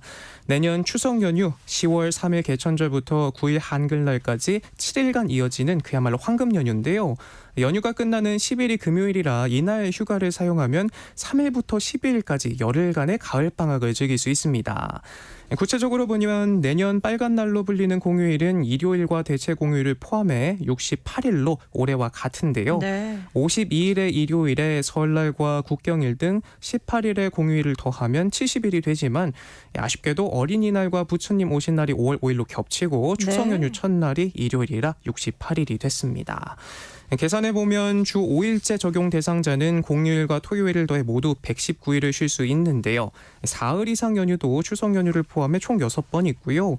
어린이날과 부처님 오신 날, 대체 공휴일 등이 포함된 5월 3일에서 6일은 나흘의 연휴가 있다고 하니까요. 미리미리 즐거운 휴가 계획 세워보시면 어떨까 싶고요. 제목까지 푹 쉬시고 열심히 즐겨주시기 바랍니다. 네, 지금까지 임선우 뉴스캐스터와 함께했습니다. 고맙습니다. 고맙습니다. 내일 점심 메뉴 추천. 귀로 듣는 푸짐한 지식 한 상 어떠세요? 세상의 모든 정보. 아나운서 전주리입니다. 네, 오늘도 참으리는 새기며 육아서를 뒤적이고 계실 이 시대의 엄마 아빠를 위한 시간입니다. 라디오 상담소 우리 아이는 왜? 소아청소년 정신건강의학과 박소영 전문의와 함께합니다. 안녕하세요. 안녕하세요. 박소영입니다. 네, 지난 시간 자폐 스펙트럼 장애에 대해서 얘기를 나눠봤는데요. 관련 질문이 많았어요. 일단 자폐 스펙트럼이 의심될 경우 바로 병원에 가는 게 좋냐 이런 질문들이 있었는데요. 그때 왜 18개월은 돼야 진단이 가능하다고 하셨잖아요. 그러면은 18개월이 될 때까지 좀 기다렸다가 병원을 찾아가 보는 게 좋을까요? 제가 18개월을 말씀드린 것은 이제 네. 아이들이 조금은 커야 된다. 그래서 우리 아이들한테 발달할 시간을 좀 주자 이런 뜻에서 말씀을 드린 거고 네. 이제 돌 전에는 사실 아이의 어떤 발달 상황이나 속도 이 차이가 너무 커서 이게 사회성에 저하다 아니면 이 아이가 조금 느리게 발달하는 것이다 이걸 구분하기가 사실 힘들거든요. 그래서 최소 진단은 18개월 이후에 되어야 할 수 있다는 뜻이고 그런데 만약에 돌 이전이라도 만약에 부모님이 이 자폐 스펙트럼 장애나 사회성 때문에 너무 고민이 많고 네. 또 이로 인해서 매일매일의 일상적인 생활이나 육아에 너무 좀 지장을 준다. 부모님의 정신 건강에 너무 악영향을 주고 있다. 네. 그러면은 빨리 가서 상담을 받는 것이 필요한 거죠. 지난 시간 조기의 발견과 치료가 중요하다는 얘기도 하셨기 때문에 그런 질문들이 더 많았던 것 같은데요. 또 하나 궁금한 게 조기에 발견하면 완치도 가능한 거예요? 근데 사실 이제 자폐 스펙트럼 장애를 진단하고 밝히는 것이 뭔가 우리가 뭐 맹장에 염증이 생겨서 맹장을 잘라내거나 아니면 우리 몸에 있는 나쁜 바이러스를 없애는 그런 완치의 개념은 아닌 거거든요. 네. 그러니까 자폐 스펙트럼 장애를 진단하고 이것을 조기에 발견하는 것은 우리 아이의 성향이나 우리 아이가 세상을 배워가는 방식을 부모가 좀 이해하고 또 여기서 아이의 어려운 점이 있거나 발달을 저해하는 것이 있다면 빨리 도와주기 위함이기 때문에 그래서 조기에 개입을 하는 것이지 뭐 완치다, 자폐 스펙트럼 장애를 찾아내서 이것을 없애야 된다 이런 식으로 접근하지는 않습니다. 네. 이렇게 조기 발견과 치료가 중요한 자폐 스펙트럼 구체적인 치료법은 무엇이고 또 얼만큼 좋아질 수 있는지 이번 시간 살펴보도록 하겠습니다. 방송 들으시면서 궁금한 점 있으시면 라디오 상담소 우리 아이는 왜 박세원 선생님이 도움을 드릴 테니까요. 문자로 많이 참여해 주세요. 참여하실 번호는 샵 9730번이고요. 짧은 문자 50원, 긴 문자는 100원의 정보 이용료 있습니다. 콩 게시판, KBS 1라디오 유튜브 채널을 통해서는 무료로 참여하실 수 있으니까요. 많은 참여 부탁드립니다. 네, 지난 시간 얘기해 주셨던 증상을 보여서 아이를 병원에 데려갔는데 아직 18개월이 되지 않아서 이 자폐 스펙트럼 진단을 받진 않고 의심이 된다. 이런 얘기를 듣는 경우도 있더라고요. 이럴 때는 어떤 치료가 필요해요?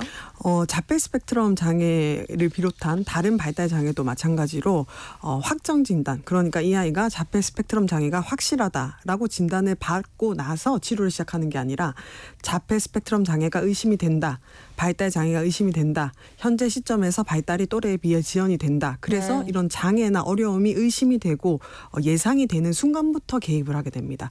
그래서 18개월, 24개월에 자폐 스펙트럼 장애를 확정 진단할 수는 없지만 조금 의심이 된다. 우리 아이가 혹은 이 아이가 어떤 다른 발달은 괜찮은데 사회성만 유독 떨어진다 하는 경우에는 자폐 스펙트럼 장애를 의증, 그러니까 추정 진단을 내린 이후에 개입과 치료를 시작하게 됩니다.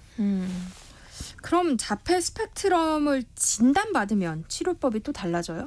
사실은 치료법이 달라지지는 않습니다. 왜냐하면 이 발달 장애의 경우에는 그 각각의 발달 수준에 맞게 그 또래에 비해서 이 아이가 좀 발달이 지연되고 있는 부분 혹은 일상생활에서 어떤 특정한 증상이나 어떤 그 성향 때문에 일상생활이나 발달에 저해가 되는 경우 이것을 도와주는 치료를 하거든요. 예를 들면은 자폐 스펙트럼 장애가 의심이 되는 친구인 경우에 초반에 언어 발달이 늦다. 그러면 언어 치료를 하게 되겠죠. 근데 네. 자폐 스펙트럼 장애가 의심이 되는데 언어 자체는 괜찮는데 사람과의 상호작용이나 일상적인 대화에 어려움이 있다. 그러면 화형 언어 치료를 하게 됩니다. 이제 그런 식으로 치료를 하게 되면서 발달의 경과를 살펴보게 되는데요. 초반에 왔을 때 자폐 스펙트럼 장애가 의심이 된다 해서 초진을 했어요. 그리고 어떤 치료적 개입을 하자. 이런 다음에 3개월, 6개월 이런 단위로 이 아이가 어떤 변화를 보이는지 발달의 경과가 어떤지를 따라가면서 팔로우업을 하게 됩니다. 그러면서 이제 6개월이 지나고 1년이 지났다. 근데 1년이 지난 후에 언어가 탁 트여서 자폐 스펙트럼 장애가 초반에는 의심됐지만 아니구나 이런 경우도 있어요. 네. 단순히 언어 지연이었구나 하는 경우는 이제 언어 지연 그리고 이제 언어가 따라잡으면 그 진단도 없어지는 게 되겠죠. 그런데 만약에 1년, 2년을 개입을 했는데도 증상들이 두드러지고 언어 치료를 적극적으로 했는데도 화형 언어 발달이 안 되고 사회성 여전히 이제 좀 떨어지고 다른 특징들이 두드러지게 된다면 우리가 확정 진단, 이 친구는 자폐 스펙트럼 장애가 맞다 이렇게 확정 진단을 하게 됩니다. 네. 그렇다고 해서 그 전까지 치료법이 바뀌지는 않고요. 사실은 이제 부모님의 마음가짐이나 혹은 이제 치료의 어떤 적극성이나 생활상에서 어떤 식으로 이 아이를 이해할지 이런 이제 조금 일상적인 부분에서가 달라지는 것이죠. 큰 틀은 달라지지 않습니다. 그렇군요. 근데 이게 어떤 선생님을 만나느냐에 따라서 처방이 달라지기도 할 것 같은데요. 그래서 소위 말하는 명의를 만나기 위해서 1년, 2년 이렇게 대기하는 경우도 봤고요. 또 맞는 치료법을 찾기 위해서 병원을 계속 이제 바꿔서 다니시는 분들도 계시더라고요. 선생님은 이런 노력 어떻게 생각하세요? 사실 저도 이제 부모다 보니까 이게 답답한 마음에 여러 병원을 찾거나 또 이제 유명한 선생님을 찾아갈 수밖에 없는 부모님의 마음을 사실 10분 이해하고 네. 공감도 합니다. 그런데 이제 우리 아이에게 정말 필요한 것을 생각을 해봤을 때는 사실 유명한 사람을 1년에 한 번, 2년에 한 번 만나는 것보다는 내 아이의 발달을 주기적으로 바라볼 수 있는 이제 주치, 가장 네. 가까이서 같이 봐줄 수 있는 주치의가 있는 것이 필요합니다. 왜냐하면은 우리 아이는 한순간도 멈춰져 있는 순간이 없거든요. 그래서 한 시점 한순간에 우리 아이를 보는 것보다는 우리 아이가 18개월 때, 24개월 때, 그리고 치료하고 나서 1년 뒤에 그래서 꾸준히 아이가 발달하는 과정을 부모와 함께 같이 봐주는 주치의가 필요한 거죠. 그래서 그 과정 속에서 전문의의 얘기를 듣는 것이 필요합니다. 그리고 이제 우리나라 같은 경우 자폐 스펙트럼 장애를 진단을 하고 어떤 장애 진단 내릴 수 있는 전문가는 소아정신과 전문의거든요. 그렇기 때문에 이 소아정신과 전문의를 만나는 게 꼭 중요하고요. 그리고 사실 이 소아정신과 전문의들이 말로 하는 것이다 보니까 말의 뉘앙스나 어떤 태도나 이런 거는 사람마다 다를 수는 있어요. 근데 이제 소아정신과 전문의라 하면은 내 취향대로 내가 좋아하는 치료를 권고하지는 않습니다. 네. 그래서 기본적으로는 의학적 가이드라인에 따라서 그 가이드라인의 우선순위에 맞춰가지고 치료법을 권유하게 되겠죠. 그래서 이 의학적 가이드라인이라 함은 대규모 연구, 다양한 연구를 통해서 가장 많은 아이들한테 적용을 해봤을 때 가장 좋은 효과를 냈던 입증된 치료부터 권고를 하게 됩니다. 그래서 그 가이드라인은 모두 의사들에게 공통적으로 적용이 되는 네. 것이기 때문에 사실 이제 의사마다 엄청나게 큰 차이를 보이지는 않습니다. 그렇군요. 네. 또 병원도 병원이지만 가정에서도 많은 노력이 필요할 것 같아요. 네, 맞습니다. 사실은 이제 뭐 전문가 선생님 만나거나 치료사 선생님을 만난다고 해도 우리 아이와 가장 많은 시간을 가장 가까이에서 보내시는 분들이 부모님이기 때문에 그렇죠. 이 부모님이 노력을 많이 하시긴 하셔야 되는데요. 그래서 요즘에는 부모님이 전문가 정도로 공부를 많이 하시는 경우도 있습니다.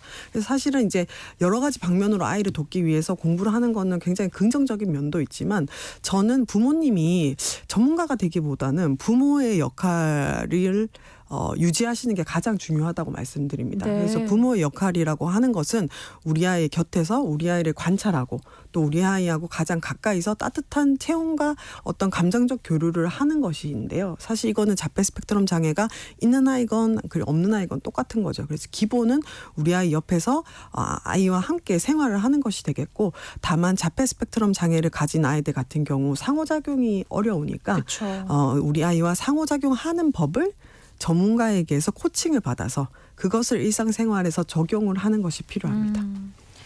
치료 과정이 쉽진 않을 텐데요. 선생님은 뭐 진료실에서 많이 만나보셨잖아요. 보통 어떤 부분을 가장 어려워하나요?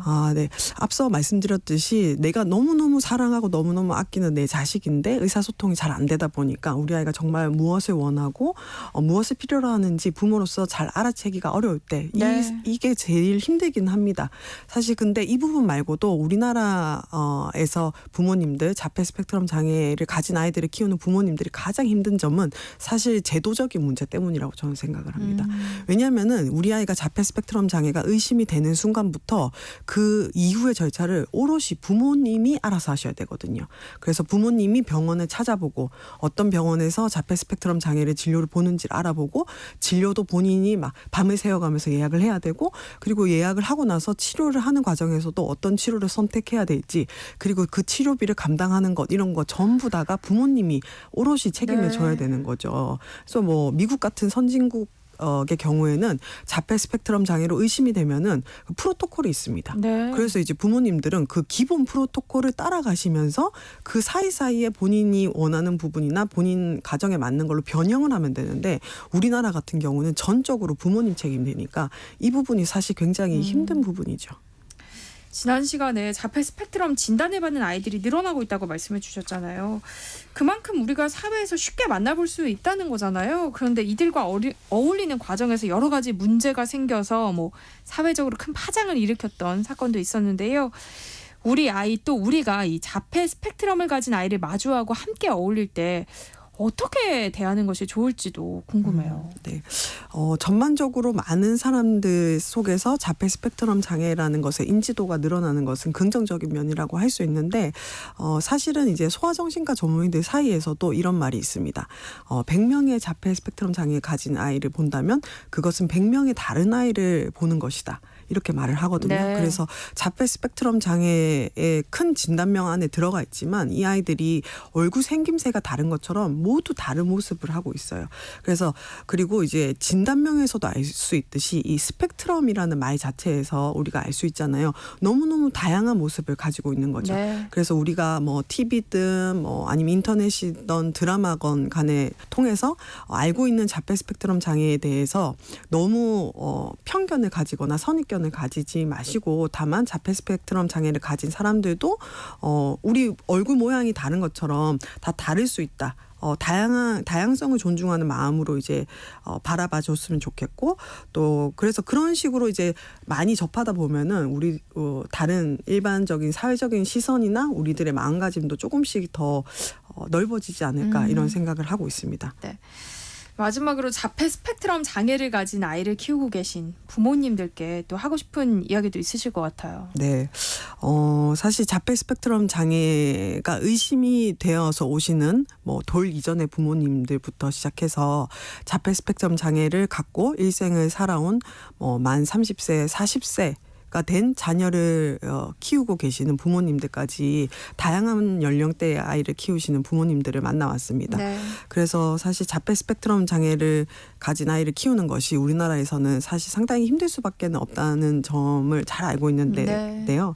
이제 그럼에도 불구하고 제가 느끼는 것은 자폐 스펙트럼 장애를 가졌다 하더라도 이 아이와 자녀와 부모와의 관계는 그 누구도 끼어들 수 없는 그들만의 어떤 유대 관계가 무조건 생긴다고 저는 느꼈습니다. 네. 그래서 진단명이 무색할 만큼 상호작용이 안 된다고 이렇게 알려진 자폐 스펙트럼 장애라도 나와 내와의 관계는 누구보다도 특별해질 수 있거든요. 그리고 우리가 뭐 이 아이의 어떤 지능이나 언어나 이런 기술적인 부분도 중요하지만 꾸준히 봐왔을 때는 이 아이의 견고한 버팀목이 돼줄 수 있는 부모와의 관계가 얼마나 건강하고 끈끈한가에 따라서 또 이 아이가 나중에 컸을 때 성인이 됐을 때의 삶의 질이 영향을 굉장히 많이 주는 것 같습니다. 네.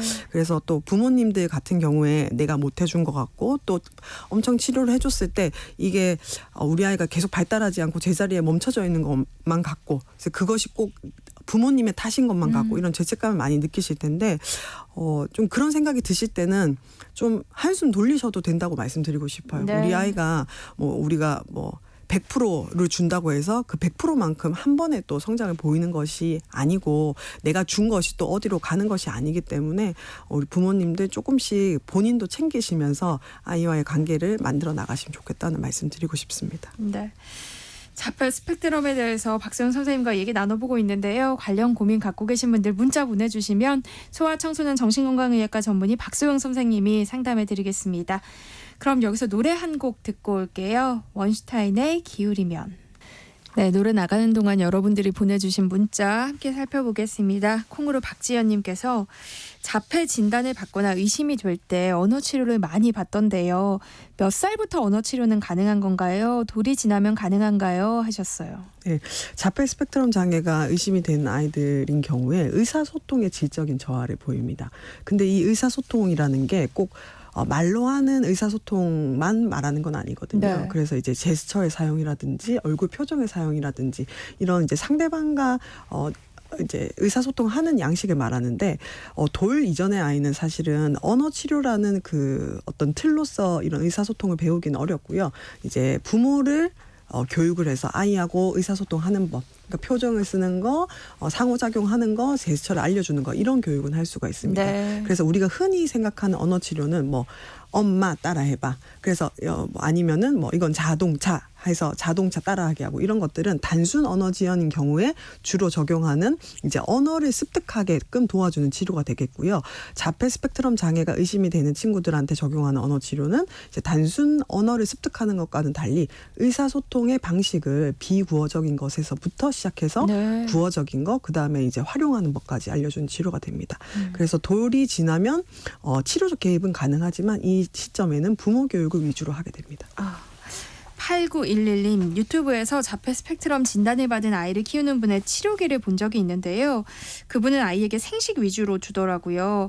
식습관을 치료를 할 때 많이 중요한가요? 하셨어요. 네, 이 부분이 아까 이제 제가 치료를 할 때 근거 수준에 따라서 공고를 한다는 내용과도 연결이 있는데요. 네. 그래서 의학적 가이드라인은 대규모 연구상에서 효과가 입증된 것을 가장 우선순위로 둡니다. 그래서 이제 우선순위 안에 그리고 가이드라인 안에는 아직 식습관이 어떤 자폐 스펙트럼 장애에 유의하게 효과를 준다. 자폐 스펙트럼 장애의 주 증상인 사회성이라든지 상동 행동에 유의한 효과를 준다는 근거는 아직까지는 없어요. 근데 자폐 스펙트럼 장애의 경우에는 아직 다양한 연구들이 많이 진행이 되고 있기 때문에 그중에서 뭐 이런 식습관이라든지 아니면 생활습관이라든지 이런 것들을 교정하고 도와주는 그런 연구들이 많이 진행되고는 있습니다. 네. 그런데 이렇게 입증되지 않은 치료인 경우에는 선택을 하실 때는 우선 첫 번째로는 우리 아이한테 안전한가, 그리고 이것이 두 번째로는 어떤 기본적인 우선순위에 해당되는 치료를 먼저 하고 나서 진행이 되어야 한다는 것이죠. 그렇군요. 또 0996님이요. 올해 초등학교에 입학한 자녀를 둔 학부형입니다. 진료와 치료를 통해서 학교 생활에 적응하도록 돕고 있습니다. 그런데 공동생활의 규칙이나 이 학과 과정을 어떻게 알려주고 체득할 수 있을지 좀 고견 부탁드려요 라고 보내주셨어요. 아마 자폐 스펙트럼 장애로 진단을 받거나 혹은 우리가 흔히 말하는 아스퍼거 증후군으로 이제 진단을 받은 경우가 될 텐데 네. 이제 사회성이 부족한 경우에 그러니까 뭐 어느 정도 지능은 되고 언어 기능은 돼서 일반 초등학교에 갔는데 사회성이 부족한 경우 그러니까 또래와의 관계나 규칙을 지키는 것이 어려울 수가 있습니다. 이런 경우에는 사회성을 학습을 시킵니다. 사회성 또한 학습이 가능한 부분이거든요. 그런데 그냥 무작정 규칙을 가르쳐주는 게 아니라 사회성의 기본부터 타인의 마음을 읽는 공감 능력, 그다음에 자신의 마음을 읽는 사회적 인지 이런 부분부터 시작해서 아이에게 맞춤식으로 사회성 학습을 시켜야 되는 거죠. 그렇군요. 네. 라디오 상담소 우리 아이는 왜 오늘은 여기까지 하겠습니다. 지금까지 소아청소년 정신건강의학과 박소영 전문의와 함께했습니다. 고맙습니다. 감사합니다.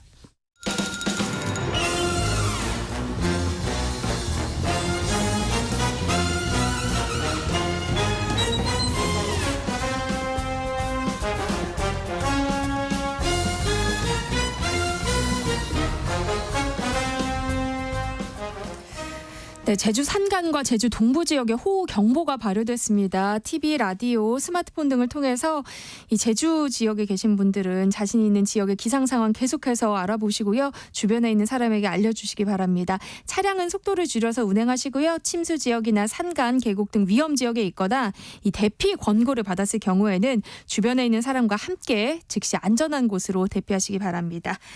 자, 목요일은 공연을 소개하는 시간이죠. 라디오 객석 1열 목공소 공연 제작사 랑 안영수 대표와 함께합니다. 어서 오세요. 예, 안녕하세요. 목공소 사장 안영수 인사드리겠습니다.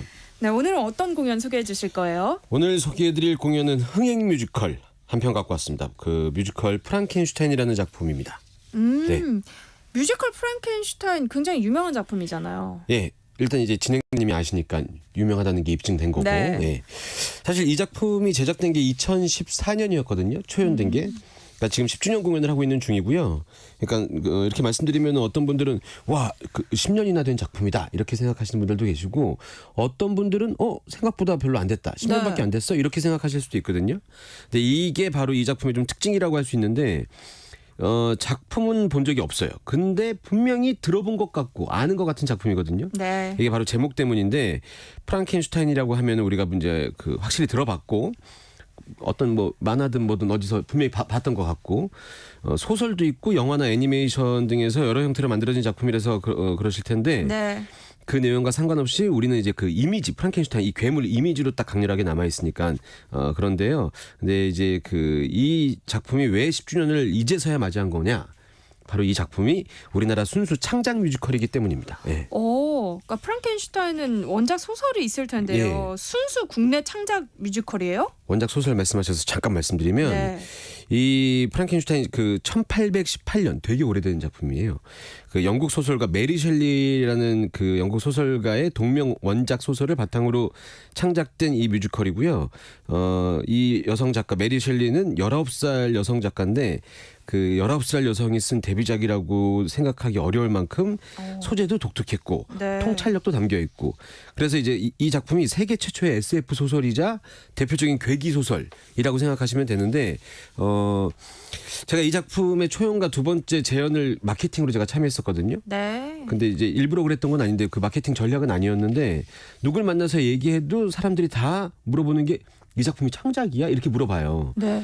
이제 그 제목이나 분위기, 막 포스터 이미지도 그렇고 제목도 프랑켄슈타인 왠지 영어 체코 뭐 이런 말 프랑켄슈타인 뭐 이런 거 같잖아요. 근데 이제 저도 사실은 마케팅을 해받았을 때 외국 작품인 줄 알았는데 알고 보니까 창작진이 다 우리나라 사람들이고 제작 단계 때부터 글로벌한 시장에 좀 어울리는 작품을 개발하고자 해서 만든 작품이라고 하더라고요. 예. 안 대표님이 참여하셨던 공연이네요. 예. 초연 당시부터 큰 화제를 받았었고요. 재연 때 흥행적인 성과가 대단했거든요. 그러면서 이제 대표적인 대형 창작 뮤지컬로 인정을 받았고 초연됐었던 2014년 제가 잘 기억하고 있죠. 제가 했었으니까. 그렇죠. 그때 이제 뮤지컬에 관련된 시상식에서 상을 거의 휩쓸다시피 했었습니다. 예. 어떤 상들을 받았어요? 지금은 없어졌어요. 그 시상식 자체가. 그 당시에 대표적인 시상식이었던 더 뮤지컬 어워즈에서 10개 부분에 노미네이트가 됐는데 그중에 9개를 받았어요. 나무주연상, 여우신인상, 연출, 음악감독상, 의상상, 음향상, 무대상, 뭐 올해의 뮤지컬상, 올해의 창작 뮤지컬상 이렇게 싸그리 다 받았고요. 네. 많이 받았고요. 발음이 좀 격해졌습니다. 그리고 이제 대한민국 국회대상에서 뮤지컬상 수상했고 이데일리 문화대상에서 또 대상 수상했고 이제 매출도 재연됐던 게 2015년이었는데 그때 연말에 시작해서 연초 3월인가에 끝났거든요. 근데 그때 매출이 100억을 훌쩍 넘기면서 흥행적으로도 대단한 성공을 거둔 그런 뮤지컬입니다. 예. 그러니까 국내 창작 뮤지컬이 좋은 성과까지 거뒀다니까 예. 대단한 작품인가 봐요. 예, 이게 그게 보면은 극 중에 굉장히 그 주요한 캐릭터 괴물 나오거든요. 네. 저희끼리는 이제 그 괴물이 그 괴물이 아니라 이 뮤지컬 자체가 괴물이다. 흥행 괴물이다. 이러면서 뭐 신나서 저희끼리 했었던 얘기가 있었습니다. 네. 예. 근데 사실 프랑켄슈타인이라고 하면 흉악한 외모의 괴물이 떠오르는데요. 맞아요. 예. 근데 내용은 또 자세히 기억나진 않아요. 예. 줄거리를 좀 소개해 주시면 좋을 것 같아요. 저희가 기억하는 그 이미지는 다들 이게 이제 그 좀 나이가 있으신 분들만 그런지 모르겠는데 약간 네모난 얼굴에 귀 쪽에 나사 박혀 있고 네. 뭐 이런 이미지로 맞아요. 다들 생각하시는데 일단 그 공연에 나오는 내용들만 제가 이제 줄거리 말씀드릴게요. 일단 공연이 시작되면 영상으로 이제 뒤에 배경에 이 공연의 배경이 쫙 설명이 돼요. 이 시기는 때는 바야흐로 19세기 유럽입니다. 이 프랑켄슈타인이라는 이름은 사실 괴물의 이름이 아니고 네. 이 극에서 보면은 이게 이제 원작이랑 거의 비슷한 내용이거든요. 이 극에서 보면 과학자의 이름이에요. 이 프랑켄슈타인이라는 이름이. 그래서 과학자 이름이 빅터 프랑켄슈타인 박사예요. 이 박사는 나폴레옹 전쟁 당시에 전쟁터에서 이제 죽지 않는 군인에 대한 연구를 진행하고 있었던 사람이에요. 근데 그렇게 연구를 거듭하던 중에 어떤 사람을 만났는데 그 사람이 신체 접합술 이제 몸이 부러지거나 이러면 이제 접합하고 잘라지면 접합하고 이런 쪽의 규제로 불렸었던 앙리 듀프레라는 사람을 만나게 돼요. 네. 근데 이 둘은 친구는 아니었는데 만나서 서로에 대한 얘기를 하다가 정말 서로가 없으면 안 되는 그런 굉장한 친구로 이렇게 만나게 됩니다.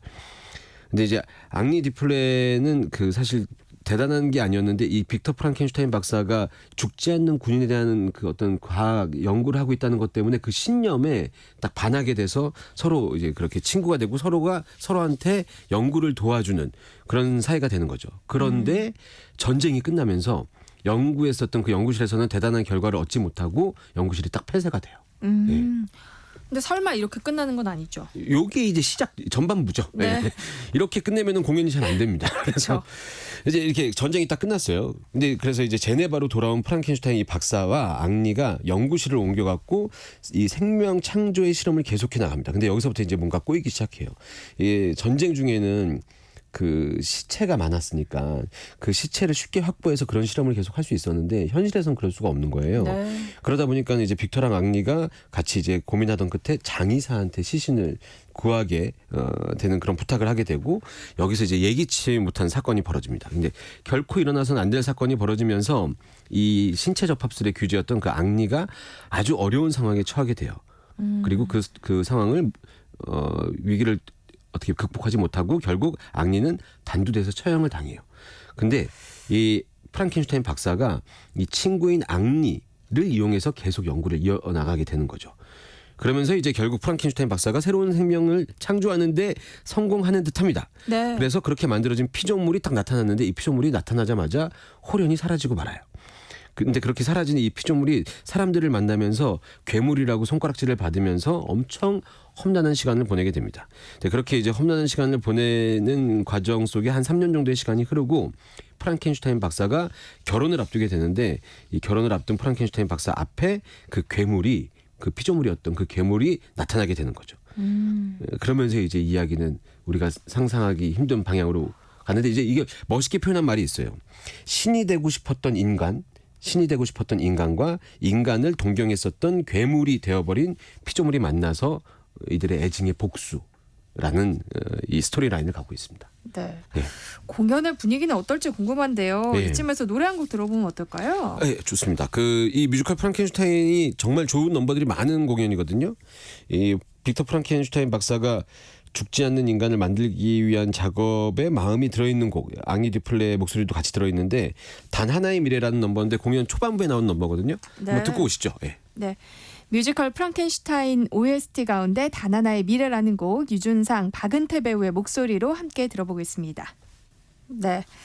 앞서 뮤지컬 프랑켄슈타인이 상도 많이 받고 흥행면에서도 좋은 성적을 거두고 있다는 이야기를 했는데요. 안 대표님의 솔직한 감상평이 궁금해요. 방금 들으셨던 노래 맨 마지막에 들으셨어요? 빠바밤. 이거 딱 관객들이 좋아할 만한 음악이잖아요. 네. 박수 딱 이렇게 나와요. 예. 그런 작품이고요. 개인적으로는 아쉬운 마음이 좀 있습니다. 네. 그 작품 자체가 아쉬운 게 아니고요. 저희가 그 어려웠던 초연을 하고 흥행을 성공했던 재연까지 했는데 흥행에 성공하고 나서부터는 연락이 없더라고요. 농담이고요. 자, 이제 이 작품 대극장 공연을 찾으시는 분들은 이런 공연들에서 보시고 싶다거나 기대하는 바가 있으실 거 아니에요. 그쵸. 대극장 공연이니까 뭐 화려한 무대, 의상, 그다음에 방금 전에 말씀드렸던 것처럼 박수가 나올 수밖에 없는 넘버 막 네. 이런 게 있으실 텐데 이 작품 그 어떤 걸 기대하셔도 거기에 충분히 만족할 만한 작품이라고 말씀드릴 수 있을 것 같아요. 아주 자극적이기도 하고 네. 음악도 그렇고 그리고 무대가 굉장히 디테일한 표현들이 있는데 실험을 해야 되잖아요. 근데 이 실험실이 그냥 말로만 하는 게 아니라 그 실험실의 모습을 구현해낸 것들이 약간 진짜 영화 같은 데서 볼 것 같은 거를 영화 촬영장에 와 있는 것 같은 느낌이 들 정도로 좀 만들어놔서 공연 보시는데 지루할 틈이 거의 없다? 이렇게 말씀드릴 수 있을 것 같아요. 그래서 프랑켄슈타인 시작 때부터 대단한 관객들의 환호를 받았고 지금까지 잘 되고 있는 게 아닌가 싶습니다. 참 안 대표님은 작품도 잘 홍보해 주시지만 네. 만만치 않게 질투도 많으신 것 질투는 같아요. 저의 힘입니다. 힘. 네. 네, 그런데 뮤지컬 이 프랑켄슈타인의 감상 포인트 가운데 하나가 1인 2역이라고요. 네, 이제 보통 대극장 뮤지컬 보면 이 앙상블 분들이 1인 다역을 하는 경우는 많이 봤는데 네. 주조연 분들이 1인 다역하는 경우는 거의 없거든요. 근데 이 작품은 이제 쓰여진 원작에서 다양한 이야기들이 나와서 그럴 수도 있지만 주조연한테 모두 더블 배역이 주어지는 그런 공연이에요. 네. 그래서 공연을 다 보시고 나신 관객분들이 공연 끝난 다음에 저 사람이 저 역할도 하고 이것도 했어?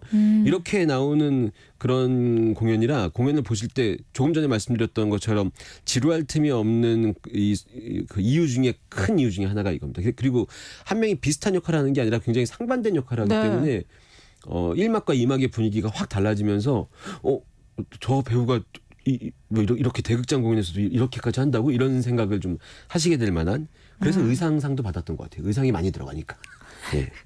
아니 배우들한테는 진짜 또 하나의 도전같이 느껴지는 네. 작품일 것 근데 같은데요. 배우들 스스로 재밌어할 수도 있어요. 네, 막 분장 바꿔가면서 목소리 바꿔가면서 하는 거 재밌게 할 수도 있습니다. 그럼 어떤 배우들이 참여하고 있어요? 예, 이제 10주년 공연이다 보니까는 기념비적인 공연이니까 초연 때 참여하셨던 분들이 다시 돌아오는 경우도 있고 그렇거든요. 그리고 굉장히 공연이 잘 됐고 유명하고 흥행도 잘 되고 있는 공연이라 좀 스타 배우들이 대거 출연합니다. 네. 이 주인공 빅터 프랑켄슈타인 역에는 방금 목소리 들으셨던 유준상 배우를 비롯해서 신성록, 규현, 전동석 배우 이런 분들이 맡았고요. 유준상 배우가 이제 초연과 재연을 했었던 배우분이고, 그다음에 앙리 듀프레 역은 박은태 방금 목소리 들으셨던 박은태 배우, 그다음에 이혜준 배우, 카이, 고은성 이런 분들이 연기하시고요. 그밖에 또 빅터의 약혼자 줄리아 역의 선민, 이지혜, 최지혜, 빅터를 이해하는 유일한 가족 엘렌 역에는 전수미, 장은하, 김지우 배우 이렇게 실력 있는 배우분들, 스타성 있는 배우분들이 대거 참여하시고 계십니다. 네. 네. 어떤 공연일지 정말 궁금해지는데요. 네. 마지막으로 또 멋진 넘버 준비하셨다고 들었거든요. 예, 그냥 넘버 소개하기 쉽지가 않고요. 이 작품의 전 대표적인 곡이라고 생각하는데 네. 제가 이제 가끔 학생들한테 공연 강의 같은 거 하게 되면 이 넘버 꼭 들려드려요. 근데 그 넘버 자체보단 이 넘버 오늘 들으시고 궁금하신 분들은 그 어디 이제 유튜브나 이런 데서 네. 뮤직비디오 찾아보시면 이 작품의 공연의 줄거리 같은 것들을 잘 집어넣어서 만든 뮤직비디오가 있거든요. 네. 공연을 관통하는 넘버라고 생각하시면 됩니다. 그 너의 꿈속에서라는 넘버인데 노래는 아주 서정적이면서도 멋진 노래인데 그 공연에서 나오는 넘버의 상황은 아까 앙리 듀플레가 단두대 처형당하기 전에 이렇게 부르는 넘버거든요. 그래서 이 넘버가 이 극을 굉장히 관통하는 넘버라고 소개해드릴 수 있을 것 같아요. 너의 꿈속에서. 네, 끝곡으로 듣도록 할게요. 목요일은 공연을 소개하는 시간 목공소 다음 주에도 잘 운영해 주시고요. 지금까지 랑 안영수 대표와 함께했습니다. 고맙습니다. 감사합니다. 네, 세상의 모든 정보 여기서 마무리하겠습니다. 끝으로 뮤지컬 프랑켄슈타인 가운데 카이가 부르는 너의 꿈속에서 함께 들려드리면서 저는 내일 다시 찾아뵙겠습니다. 행복한 오후 보내세요. 지금까지 아나운서 전주리였습니다. 고맙습니다.